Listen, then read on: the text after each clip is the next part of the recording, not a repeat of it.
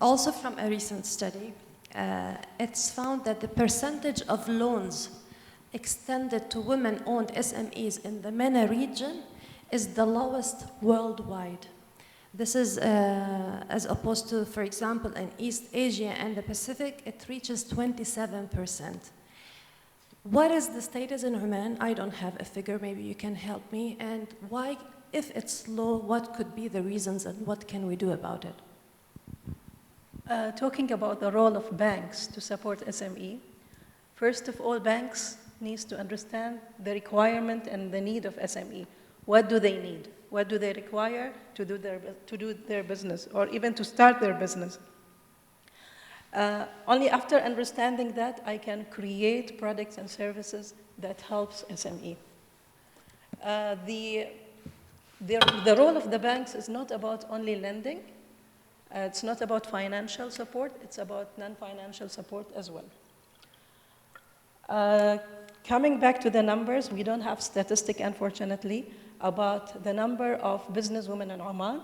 And even our database does not support to give us a clue about women involved in the business and the amount of the loan which are extended to them. So this is a lack of database.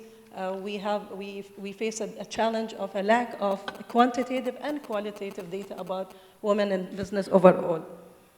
But talking about the banks overall, there are some banks and financial institutions or even corporate, large corporate who supports SME, but I don't see that the majority supports SME.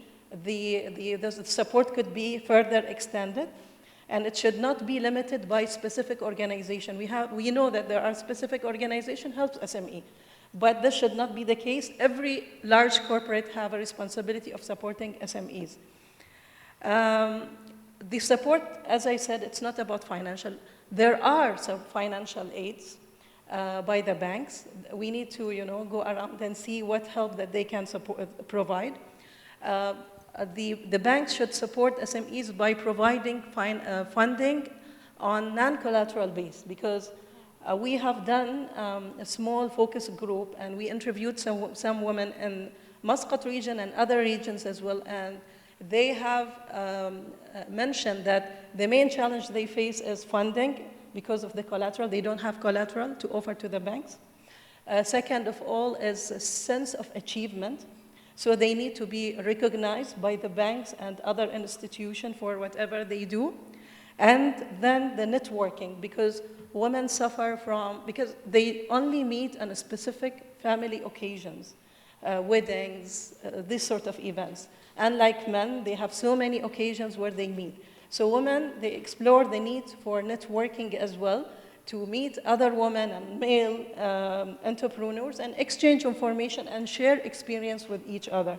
I remember you shared with us a story or a Turkish experience from the banking sector. Would you just briefly mention that? Yeah, we have done some tour study to several countries, including Turkey. And we have met with a Turkish bank, which is specialized in financing SMEs, which is very interesting. And the bank was doing very well. We always heard that SME sector is very risky, but we have met with the bank, which is specialized in SME financing. They support SMEs. They provide incubators for SMEs, and especially for women. They support women. There is a Women Award, yearly award, and they focus on agriculture industry because this is the main industry in Turkey. So they take these small farmers, they support them, they train them, they provide an incubator for them. This is a good example. We see which industry that needs support, especially for women. We are talking about women today. So we need to see which industry there is a focus on women, provide this type of support from the bank and overall corporate or private sectors.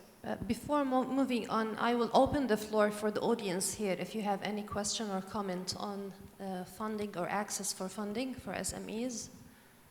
No, we're good. We're happy with funding SMEs here. That's optimistic. And I'll move back to Maimouna. Maimouna, legal services and access to legal services has been a struggle for some. And here I would like really to hear from Maimouna and Mulki dealing with SMEs from the legal aspect. What is the accessibility like for legal advisory here? And then we'll tap a bit on some of the regulation challenges that SMEs are facing. But first, let's talk about the accessibility of legal advisory services provided for SMEs.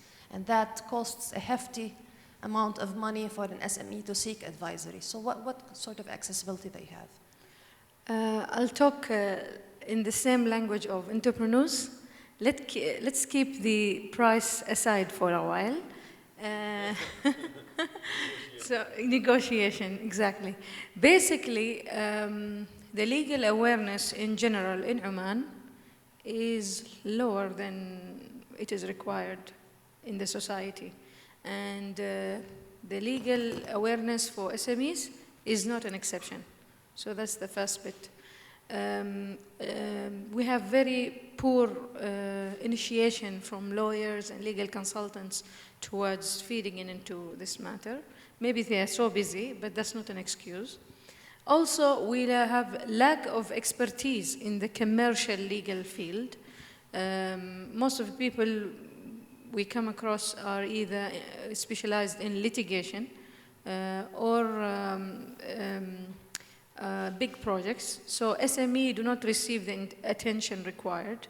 Therefore, the suggestion I have is that those funding bodies should focus on the legal assistant, because giving money or funding to legally vulnerable entities is not a good idea at all. They should be stronger legally by giving them the basics of commercial laws and regulation. And here I will comment on my sister Ghada when she said laws and regulation are restricting. That's not the case, but because of lack of legal assistant, the perception is that, okay, it's so difficult, I'll not be able to handle. And also the perception about the price, I bring the price back. So also there's a perception about that the legal assistant is expensive, which is not the case. To answer a question, in short, we require, as much as we think about funding and source of funding, we also need to take care of two phases of business. The incubation phase, which Mulki will take care of, as well as the ongoing SMEs. We heard stories of failures due to lack of legal awareness of simple things and management of a commercial entity. So that's all. Mulki, I'm sure your members come with legal issues and legal challenges. How do you direct them? Where do you advise them to go? Mm-hmm. First of all, I would like to agree with Maimouna on her point that the legal support is minimal in Oman. There should be a body, a place where can the entrepreneur go and get all the legal information regarding forming a company, getting into partnership, putting the contracts, and dealing with vendors and suppliers and all issues related to their business. Because what happens is that the entrepreneur faces lots of issues later on once they are deep in the business. It happened several times with us in the incubator. With some issues related to partnership. Like they will start a company and there will be like the 4 or 3 of them running the business, and then 2 of them will decide overnight to just quit. And there are ongoing operations on that company. So they left the one person by him or herself running the business. So understanding the legal part is crucial. What we do at the National Business Center, just to give you a little bit of a history about it, we are formed in 2012 under Public Establishment for Industrial Estates. And as a governmental institution, we have our legal department. So we are under the umbrella of PEIE. With sometimes with some of the legal issues, we get back to our legal department. where it is possible. In other cases, for our entrepreneurs, we seek the support of some of the partners like Sharaka, the youth fund, where they have some partners who are specialized in the legal part. But again, as Maimuna said, there should be a specific or a specified body for legal advices, because it is quite important. If, with your permission, can I just highlight the type of legal Yes, risks? please. Yeah, I was There are so many legal risks that we, one who is not familiar with the legal and regulation would not think about, you know, while they're doing their business case, put it into consideration. It starts with the first idea of creating a commercial entity. What is the best type of commercial entity that suits your type of business? We have so many types. We have 5 types in the regulation in Oman. Do you necessarily need a partner so that you go for limited liability company? Or should you stay like entrepreneur? Yes. Yes. Or should we go for, we've seen recently, I think 31st of May is the last day of subscription for a purely Omani Shanas development company, which is purely society-based closed joint company. So there are so many options. Why should you choose one against another? The legal risk, the nature of business you are engaging in would determine. So it doesn't just directly. You have issues relating to partner relationship. What is the partnership? People who didn't think about the 50-50 end up in failure because one partner cannot decide or they disagree, then there is legal issue of managing the relationship, the responsibility of each one.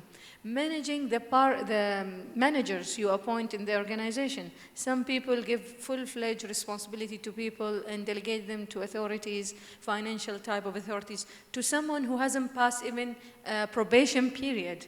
We come to the employment and labor law. Many times we've seen close down of SME, not due to lack of creativity and lack of a proper business case. Rather, the employees were there, they created some issues, and the business owner couldn't deal with it. And so on, intellectual property, ongoing business relationship between vendors, supplier chain, all these type of things are involving legal matters. So that's just a flavor. Yeah, thank you for that, and that makes me wonder, Ghada, how did you go about it? You started your business on your own years ago. How did you go about the legal knowledge needed and the access for legal guidance? I learned by almost going to jail every time I made a mistake. Literally. Some legal mistakes you cannot just get out from easily. So no, but they were not that illegal. But basically, I managed to learn about rules and regulations after making the mistake. Of course, I wasn't aware about laws that exist at times. And then, you know, the government employee will come in and say, you're not allowed to do that, and you're going to get fined, and you're getting into trouble, and you have to come to the ministry, and you have to explain yourself, and why did you do that? Luckily, I have one of those faces that people believe, yes, I really didn't know, and that's the truth. And that's how I learned. It's really through trial and error. But there are some other aspects, of course, of running my own business, which, sorry, I think it's common sense, really. Like what she said, how can you give someone who hasn't even finished their probation period financial access to your company accounts? And, I mean, these are things which I would expect people to know with, you know, common sense, really. But there are all the times new rules and regulations that are coming about regarding running of your business, which contradict the government rules and regulations, perhaps, slightly in some ways. I get to find out about that I hope with time. through experience. I hope with time some more platforms are being available. I know, Maimuna, you ran a talk show or a show on عرف حقوقك إيش بالعربي knowing your rights. I have a number of initiatives. It's under the umbrella of a project called Law and Life. Law and Life is an awareness think tank Also, we have a TV show weekly every Saturday night. It's called Right Reserved in English, الحقوق محفوظة. I have also a radio show every Friday night also. There's no excuse, so people should, legal assistance is around. We have a monthly magazine also, bilingual. We have a weekly page on Observer every Thursday to give the basic legal awareness to people. This is very encouraging. So some good efforts are being in place. So it's up to SMEs to really make use of whatever is available. I want to jump on some market challenges. And here, Hussam, maybe you can help me. How does the market look like for SMEs? Is it a fair market for women-led SMEs? What are the pressures from competition? And what are the pressure from contracting agencies or contracting companies? Based on many statistics, some of the major challenges faced by SMEs is the pressure to lower prices because you're just a small enterprise, is the pressure of competing, of attaining the right caliber at work. What's your take? And then I'd like to hear from Shadia's experience on that. Yeah, I would like to answer that question by referring to economic theory. So if you go back to the basics of economics, and you look at supply side, provided the government creates an environment where fair markets can operate, so where there is low barriers to entry or reasonable barriers to entry, whereas monopolies are discouraged. And antitrust are in place. Antitrust rules are in place, which I believe the Sultanate is in the process of developing or has developed. As long as, sorry? 2004, exactly, yeah. As long as those legal and economic foundations are in place, then it is it's a fair ground. The market will be a fair ground. People are allowed to enter and people are allowed to exit, and we should get to what economists refer to as the fair equilibrium price, which is determined by market forces. Now, are we there? Maybe not. Are we going there? Yes, we are going there.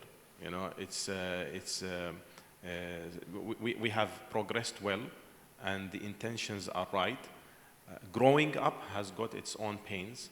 We need to deal with them. And it is forums like these where we hear the opinions of people who have gone through the experience and what they have found out in banking, in actually establishing businesses, in the legal world, in the incubation world.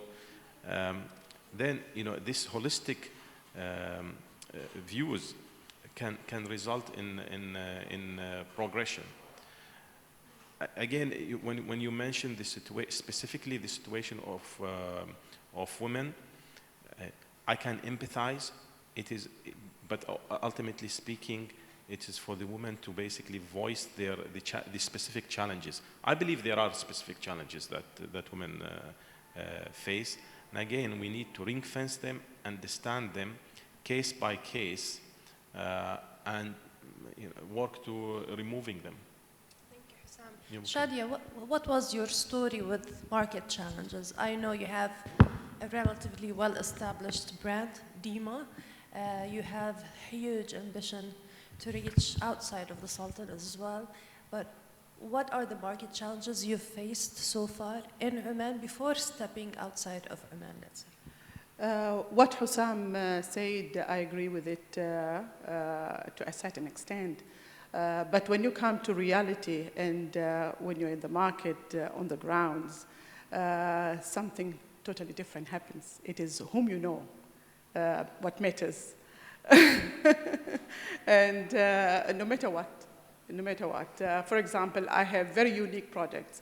And I didn't even, aware, I was not even afraid of facing big names, big competition when I submitted a tender in one of the jobs in the neighboring countries. And I managed getting that project despite of having very big names competing with them. I don't know why it worked there and it doesn't work here. I was in one of this governmental organization which is supposed to support SMEs, and I was challenged like anything, despite of what I'm offering to the market. And I was told, I bet your company is is a classification grade 4. And I had to go and change the classification of my company to grade 1 just to remove that obstacle in front of the company. Pay more, I assume. And I have to pay more, exactly. Registration fees and also the taxation at the end of the year, you will be more than what you would have paid if you are lower grade. So these things are there, and we need, to work together and, trust the SMEs, especially if they have something that could they offer. What I have seen as another obstacle is the lack of trust. People that would have been, dealing with certain suppliers, and they would be afraid of moving to a new one. So give us a chance and test us, even at a smaller scale, and see how we perform. Then you can, judge on SMEs, but don't just, pull the carpet from underneath their feet. The other thing is there are certain challenges that we as women do create them by ourselves. And that is, for example, when most of the majority of women would focus on certain type of businesses, and to an extent that the market gets very saturated, and some of the companies or SMEs wouldn't be able to survive and sustain in the market, and they would fail. So why not diversify? Complement each other. Everyone, the market is very small in Oman. Why not, addressing different needs in the market and start working together, recommend each other, when something comes. For example, I have a few ladies that I'm working with. If somebody comes to me with a certain demand that I don't, offer, then I would recommend one of those ladies if they have the product or service. So why don't we do that? As female, help each other, support each other, complement each other, instead of just, create that, unhealthy environment for ourselves. The other problem that we faced when we started was manufacturing facilities. We are, promoting ourselves, or DIMA, as a high-end brand. And we want to bring that name outside the country, and we managed doing that, alhamdulillah. We have been recognized by Rolls-Royce, and we were invited to represent the Middle East, designers of the Middle East in one of their events, and we were shortlisted in following year in one of their events as well.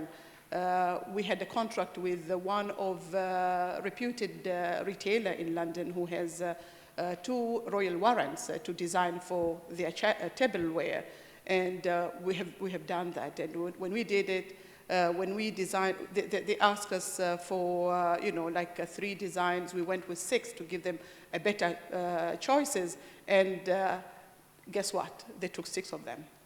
Yeah. So alhamdulillah, it is like the way we managed, getting the trust outside. We need also our people in Oman to trust us, give us the chance to prove ourselves. Yeah. Regarding the main call of action yes. recently being debated. Just give us a chance, and we can prove ourselves. Yes. And there is another thing is we have spoken about the funding.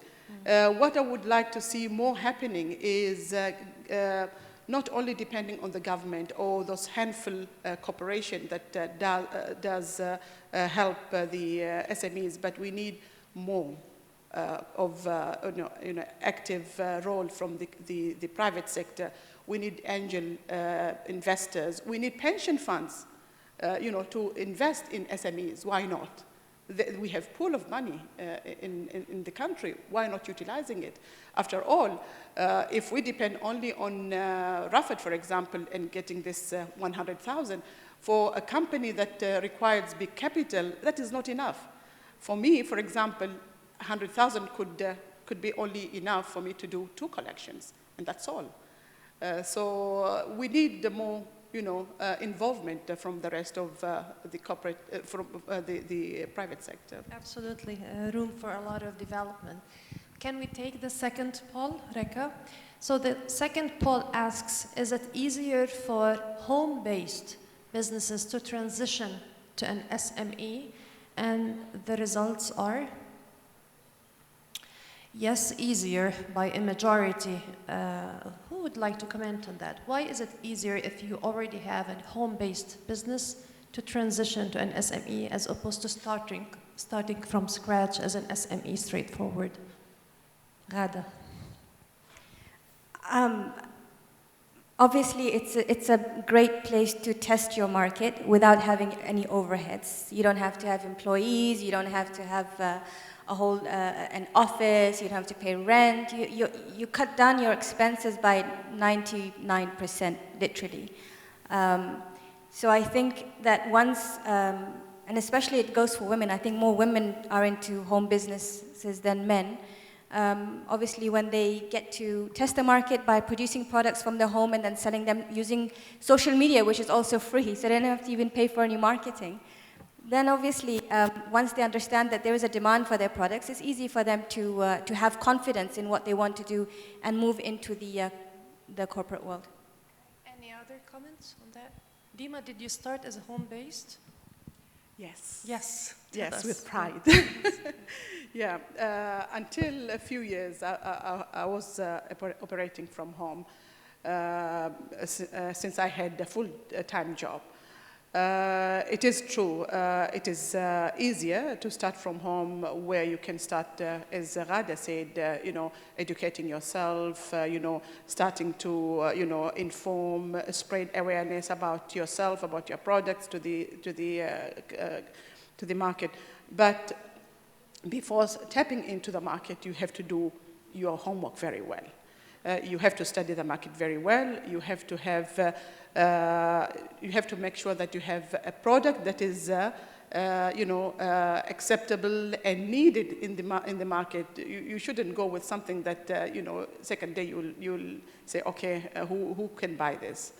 You should do your branding very well. You should make sure that it reflects what you're doing. It reflects your audience. It reflects, what you're doing, yourself as well.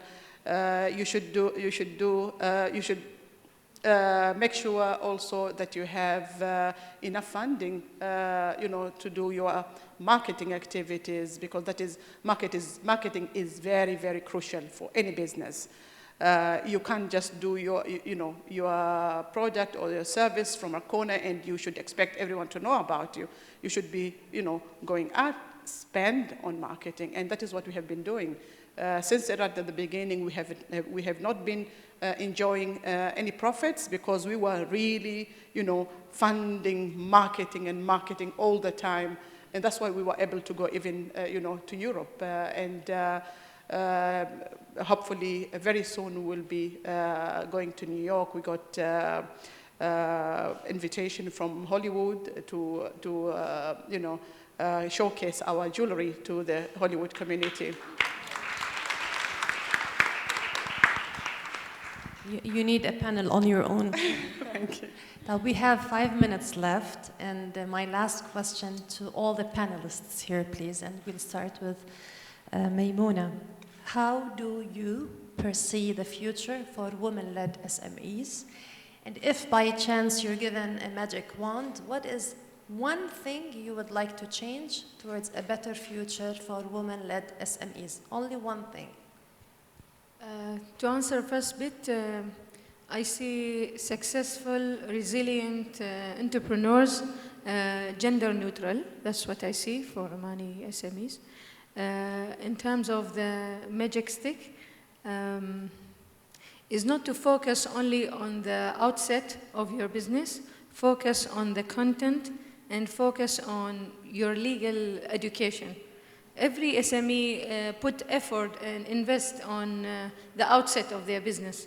My magic stick is to raise legal awareness among them, because it reflects on your dealing with the vendors, your excellence of the product, and sustainability of your business. Thank you. Ghada. I think the future is bright, not just for women, but for men as well in the SME industry. But I just think that people do need to be a little bit more confident about what they want to do. My advice to any entrepreneur would always be that, of course, you have to take risks, but you should always and only ever take calculated risks. That's my #1 rule for running a business. If I had a magic wand, I think that I would like to have the rules and regulations eased so that people have a little less fear of entering into the market, because they do worry about regulations. And I keep repeating that word all the time, but that's because that's been one of the biggest challenges for me and my growth in the market. Inshallah. Hussam? I think my magic recipe would be to free yourself from negative thoughts. And we've learned this morning from Sayyida Sharifa that that's the way to go. I think the rest falls into place. The rest is mechanical. You learn business planning, you learn how to take risks. But the first thing is in the mind, I think. We need to free ourselves from that. Actually, I see a very bright future, and the proof is that we are all here together today discussing issues facing women and entrepreneurs in general from different sectors, trying to come up with a platform for the future. And I want to quote Dr. Sharifa this morning in her speech when she said, "Surround yourself with strong women, because this is going to help you or provide you with a great support in your future and will make you overcome the difficulties." And with the magic stick, I would love to have a full complex, an incubator for women who can produce like Shadia, who can make beautiful cakes like Ghada, and come up with Omani products that are trustworthy and people can trust them.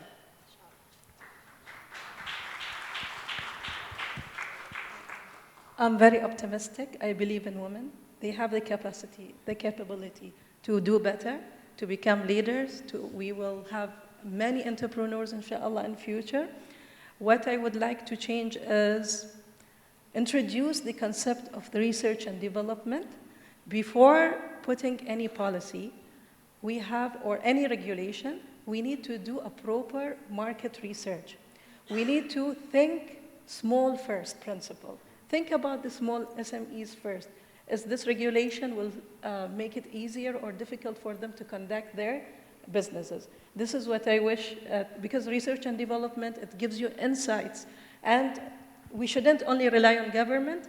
It should be cooperation with the government and private sector to conduct these research, because it's not cheap to conduct a professional research to, to understand the policies before implementing them on everyone.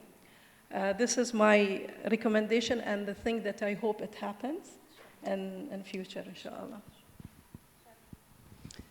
I'm very optimistic, as usual. What an optimistic panel we have here. I'm very optimistic. If I go back when I started Dima, Oman, at that time, I didn't know where to get help. I didn't know whom to ask for things that, for experience, for different stuff. But when I look around now, especially the past 2 years, a lot has been happening. We know now if we want, certain, support, where to get them. As female, we have our own, SMEs support WhatsApp group where we go there, help each other, give advices to each other. We lead each other in that group, which is very, very useful. What I need to see is one thing. We have been hearing about regulations and laws. I would say it is the interpretation of these rules and regulations that are misinterpreted by the people who are implementing them. So what we need is, as the way the government is taking care of SMEs, developing them, mentoring them, to take care also of the governmental workers, the civil service servants. They need to understand what it means when you tell somebody, ta'al bukra. It is a lot for us. And you would want something, you will go around for several weeks. For me, for example, for me to change certain things in my registration and add some activities in my commercial registration, something that could be done in 1 or 2 days, it took me 3 solid weeks. 3 solid weeks, and that is what? Being in the ministry from morning 8 o'clock until 2:30. Every day for 3 weeks. That is a lot. If you want, SMEs to grow, we should not waste their time like that for something unnecessarily. So we need, the civil service servants to be educated to, any rules. They should know what the implementation. They should know implication as well if they didn't implement it properly. Well, I personally don't want this panel to end, but we have to wrap up, Reka. Obviously, there's a lot of potential for women-led SMEs, let alone SMEs in general in Oman. Al-Ard al-Tayyiba, there's a lot of richness, value, and potential to grow in business. There are challenges. We all know there are challenges, but with the right effort being put in place, we know it's just a matter of time before we see more Omani brands going global, inshallah. There is a need for private-public partnership to set the stage right, to have a fair market for women and men leading SMEs in the Sultanate. So there's a lot of room for collaboration by public entities, private entities supporting and extending support to SMEs. So yes, we are optimistic, but we are very aware of the challenges lying ahead of us. I know how much your time is valuable, and your knowledge has been very much appreciated. I thank you, each one of you, for being with us today. You've enriched this. You've set the tone for the rest of the day, inshallah. I thank the audience for being very attentive and engaging through the polls, at least. And I hand this back to you, Reka. Shukran.